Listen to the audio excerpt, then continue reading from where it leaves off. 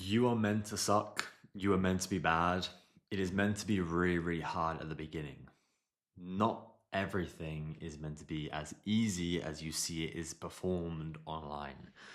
That is just unrealistic. It is not going to happen for you. If it does, amazing. But going into anything with the expectation that that's going to be the outcome is just setting yourself up for failure. I think there's so many people out there who could go and achieve so many incredible things, like unimaginable, amazing things, like things that they couldn't even comprehend. But the fear of taking that first step and sucking is what's holding them back from an entirely different lifestyle, an entirely different existence, and an entirely different belief system.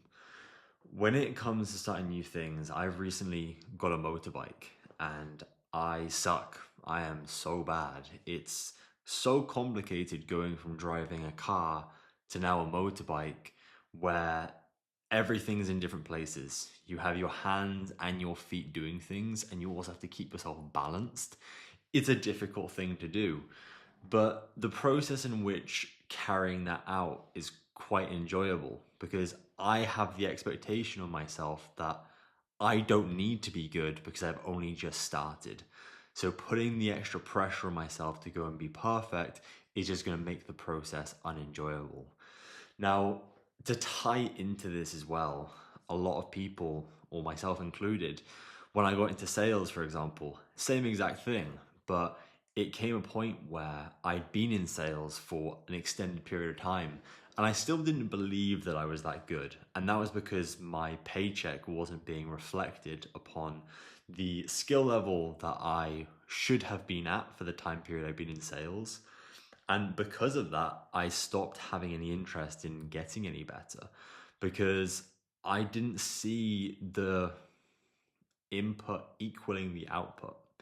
And that's a dangerous mindset to be in. Like reflecting back on that now, if I hadn't have had that mindset, then I probably would have been okay. But because I knew that in those first like 6 months to a year, where I really should have been like head down, focusing, working as hard as I can, I wasn't being as intentional with the training that I was putting in.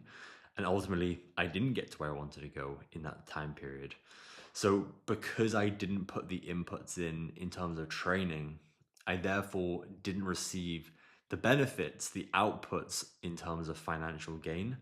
And a lot of people probably find themselves in this situation where they've started doing something and they know they're going to suck for a little bit, and that's okay. They do it for a little bit. And then they realize like, oh, I should probably start learning some more stuff about this. But they don't actually go and put as much time and effort into it as they potentially thought they should, or they knew they could have. And then it gets to a point where enough time has passed and there's external pressures. There's friends and family saying, oh, like, you've been doing this for a little while. How come you haven't achieved X? Or how come you haven't achieved Y? And then that pressure starts to eat away at you. You have your own internal dialogue shifting slightly because you think, oh, like that's kind of true. Like deep down you haven't put as much time and effort into as you should have. You should have, or you haven't got the results that you thought you would. And this makes me think. I listened to a podcast the other day of this guy who makes content, and he said that he was at 1,000 followers until he'd made like 1,000 posts, and then after that 1,000 posts, in the next month he blew it to 100,000 followers. Now this really put things into perspective because I hadn't really considered the fact of how much time and effort you have to put in to achieve an outcome when it comes to social media specifically. Because a lot of the times you see the end result, right? The people who don't have a lot of followers or whatever the case is, you don't see them because they don't have many followers. But then you do see them when they have a lot of followers, but you don't see the years of work they put in prior to that. So it really put in things in perspective that the time frame that I'd expected for myself is going to be far, far longer than I initially thought. So ultimately tying this all together, I think it takes so much longer than we think it should to get a result that we're after. Whatever that is in, whatever realm of work that is in, God willing, it happens on a far quicker time frame than I'm kind of laying out here. But ultimately and realistically, it's going to be years later. I think Alex Hormozy says people overestimate what they can accomplish in 1 year, but they underestimate what they can do in 10. And I heard that before and I was like, yeah, that makes so much sense. But now actually living this life where I'm progressing in different aspects, 10 years ago, well, 10 years ago I was 14, so it's not really the same thing. But things are finally starting to come together, like 5 years kind of being in this sales space and transitioning into a different career path now within the same sort of field of work. And things are like finally starting to take off, and it's pretty awesome.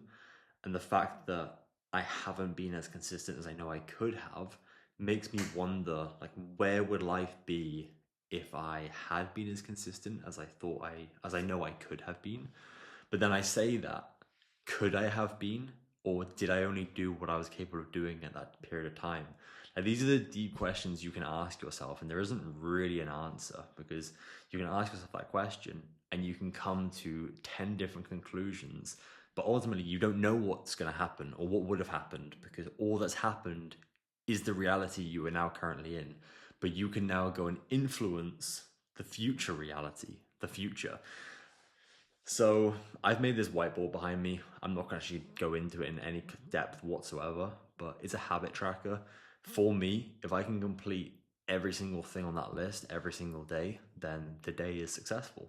And if I'm unable to complete it on some days, I'm not going to beat myself up over it. But this is top priority, getting everything on that list. There's like 7 things on that list. If I can complete those 7 things, the day is a success. If I don't complete those 7 things, then don't know. Might have to think of some kind of punishment actually. If it starts becoming too frequent, then there needs to be some negative consequence. Otherwise, it's probably not going to stick.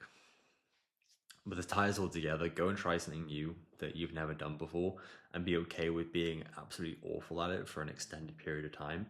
As long as you're trying to get better in some capacity, and try not to let try not to let external influence change what you're doing or make you think that you're unable of doing it.